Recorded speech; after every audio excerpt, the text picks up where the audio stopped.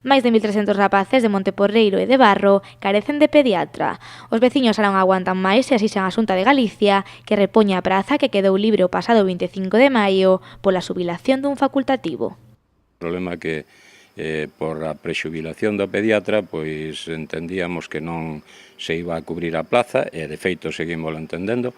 Entonces nós estamos exixindo que se cubra a plaza do pediatra que ademais atende Monteporreiro e o Concello de Barro.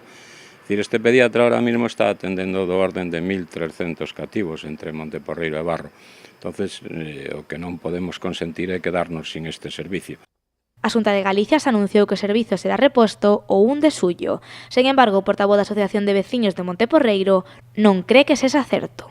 Non terminamos de creelo porque, evidentemente, se a alguén se lle ten que comunicar, pois é a Asociación de Veciños e máis ao Concello de Barro, que o solicitamos por escrito. E solicitámoslo por escrito hai tempo xa. Entonces, bueno, a nós concretamente sobre ese escrito se nos contestou que se había extraviado.